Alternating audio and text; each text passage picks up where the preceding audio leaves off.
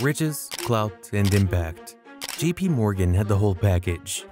He was the big shot who possessed the first billion-dollar company, ruling over the nation's most lucrative sectors.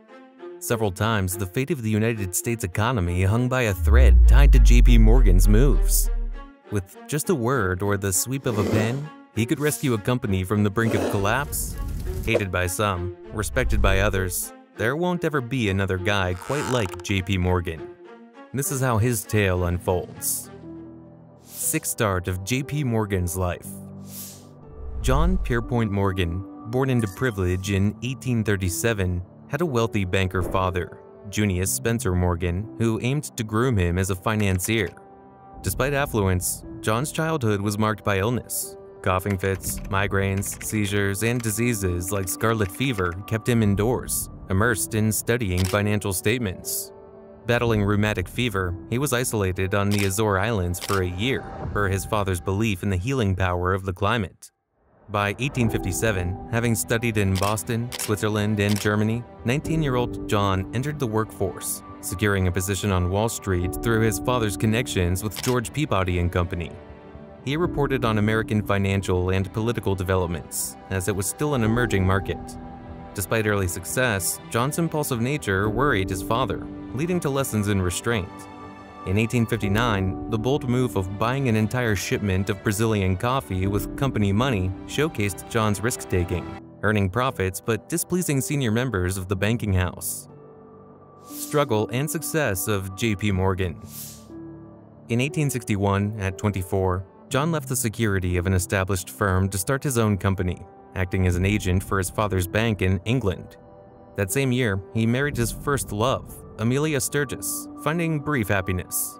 Unfortunately, Amelia's persistent cough, diagnosed as tuberculosis, led to her death 4 months after their wedding. Devastated, John, widowed at 24, never fully recovered. Amid personal crisis, the U.S. faced the Civil War. Despite the 1863 Conscription Act, John paid $300 to avoid military service. That's not to say John didn't get involved in the war, though.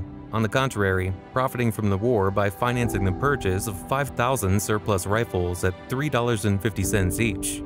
The consortium modified and sold them back to the government at $22 each, a lucrative but controversial deal with a 600% price increase. This war profiteering stirred public and government disapproval, foreshadowing bigger controversies for John. J.P. Morgan, the railroad magnate.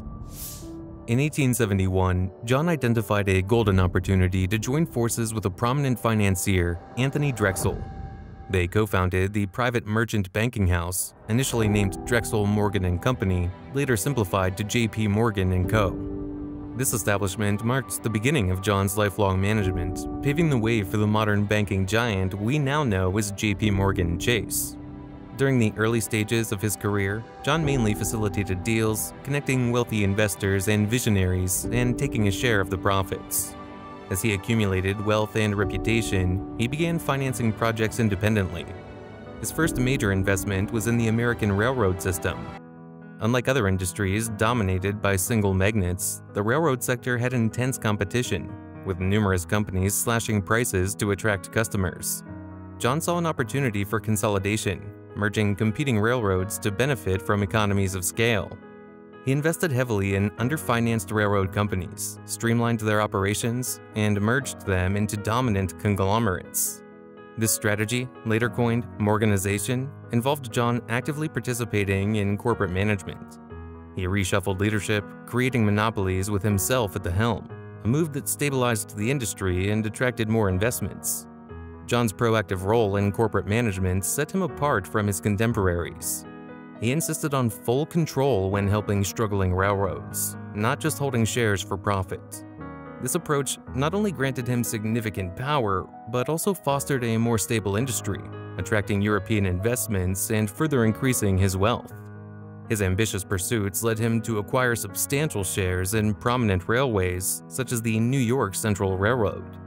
In a groundbreaking move, he underwrote the sale of $40 million in bonds to finance the Northern Pacific Railroad's completion, solidifying his dominance in the industry. At one point, John owned 1/3 of all American railroads, representing 60% of the country's stock market capitalization.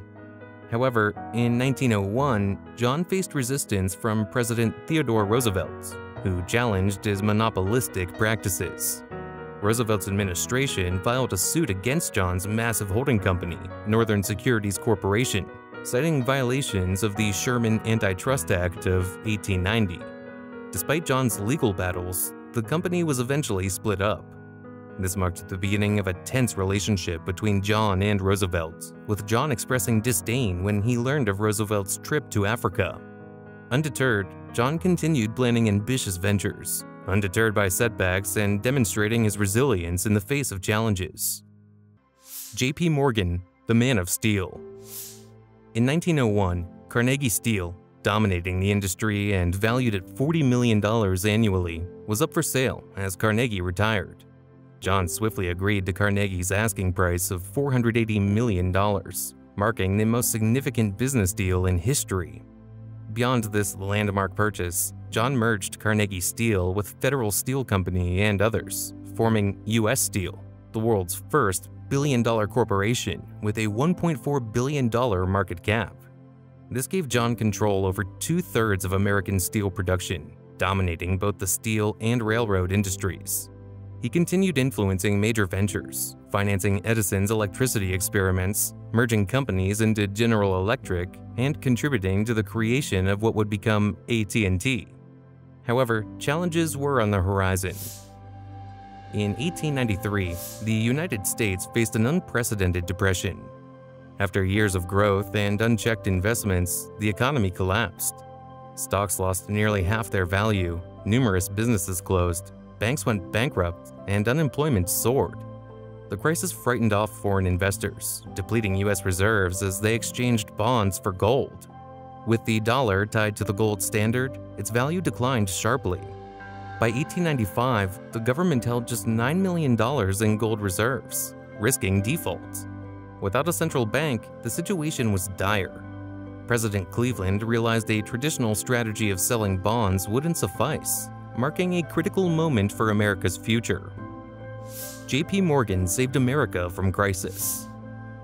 In a dire 1893 economic crisis, John took decisive action, forming a private syndicate to stabilize America's gold reserves. His audacious plan involved purchasing $65 million worth of 30-year gold bonds using 3.5 million ounces of gold. President Cleveland swiftly approved the deal under an old Civil War statute. Within 22 minutes, John's team bought out all the gold bonds, calming the volatile financial market and restoring faith in the economy. While saving the day, John also made a substantial profit.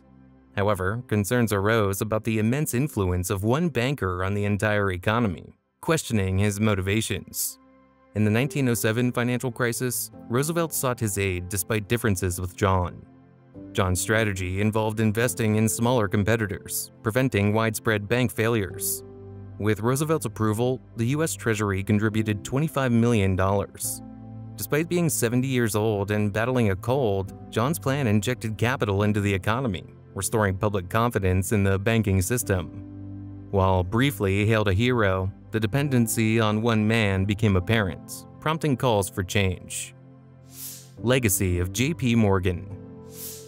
John faced escalating scrutiny as the era of unbridled business power drew to a close. The American public, increasingly wary of a handful of tycoons wielding immense influence, demanded accountability. Summoned to testify before the Pujo Committee, tasked with probing Wall Street's money trust and its impact on the economy, John took center stage as the embodiment of financial power. Despite his financial success, John's mental health suffered, marked by multiple breakdowns and a struggle against negative media portrayals. Ironically, health issues spared him from boarding the Titanic's maiden voyage. The Pujo Committee's findings paved the way for the creation of the Federal Reserve, acknowledging the need to move beyond relying on a select few to fix the economy.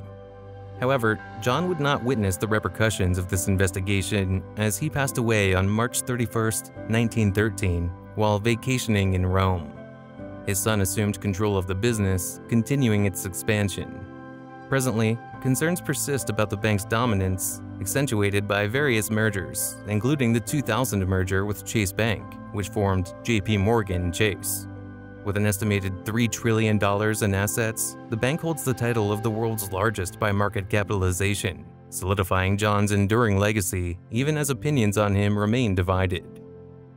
As we draw the curtains on the story of John Pierpont Morgan, another remarkable tale beckons. Click here to explore the inspiring journey of Soichiro Honda, a once impoverished Japanese boy who became the force behind the automotive giant Honda Motors. Discover a story of resilience, innovation, and an enduring impact on the world.